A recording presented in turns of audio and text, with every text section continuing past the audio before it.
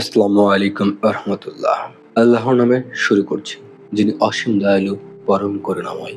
সকল প্রশংসা সেই আল্লাহর, যিনি আমাদের সৃষ্টি করেছেন, লালন পালন করেছেন, আর আমাদের দিয়েছেন এক অনন্য নিয়ামত, দোয়া করার সুযোগ। আজ আমরা কথা বলবো এমন এক ইবাদত নিয়ে, যেটা আমাদের ইমানের হৃদয়, যেটা আমাদের আর আল্লাহর মাঝে সম্পর্কের সেতু বন্ধন, আর সেটা হলো দোয়া। শুধুই আল্লাহর কাছে। দোয়া মানে কেবল চাওয়া না, দোয়া মানে এক গভীর আত্মসমর্পণ।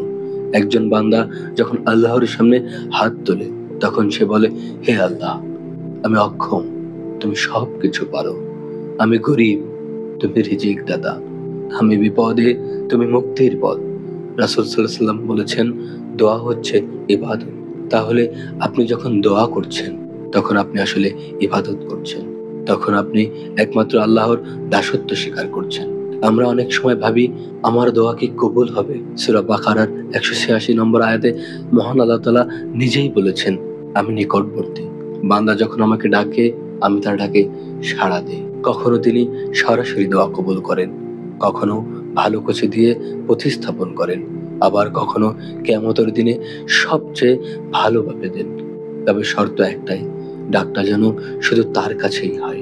এখন ভাবুন, যদি এই দোয়া আপনি আমি আল্লাহ ছাড়া অন্য কারো কাছে করি, যেমন, ও গাউস পাক, তুমি রক্ষা করো।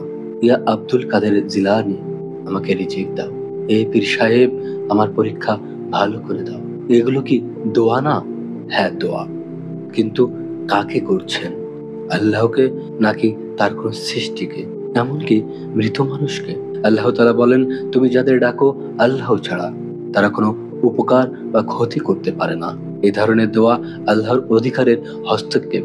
এটা এক ধরনের শিরক, যা আল্লাহ কখনোই ক্ষমা করবেন না যদি তওবা ছাড়া মারা যায়। নিশ্চয়ই আল্লাহ তার সাথে শিরককে ক্ষমা করেন না। রাসূল সাল্লাল্লাহু আলাইহি ওয়াসাল্লাম নিজেই সবসময় আল্লাহর কাছে চাইতেন। সাহাবীরা কখনোই তার কবরের কাছে গিয়ে বলেননি, ইয়া রাসূলুল্লাহ, আমার সন্তান দাও, আমার রূহ ভালো করে দাও।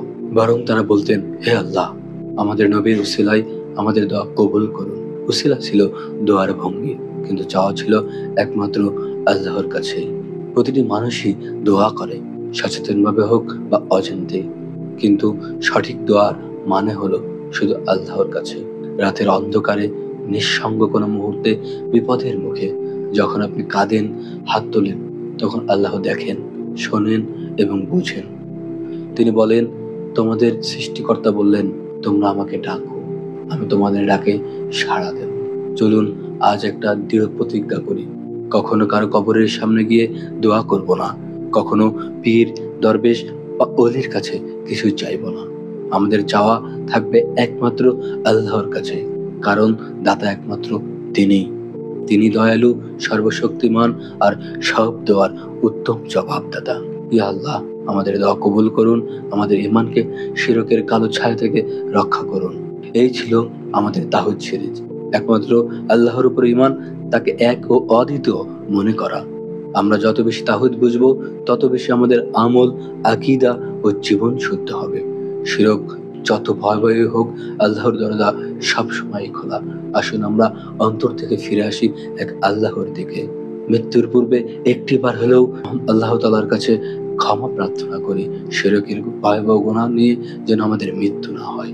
এই সিরিজ আপনাদের ভালো লেগে থাকলে দয়া করে শেয়ার করুন, যেন আরো একজনের জীবন বদলে যেতে পারে। পরবর্তী সিরিজ বা ভিডিওতে আবার দেখা হবে। আল্লাহ আমাদের সবাইকে হেদায়েত দান করুন। আমিন।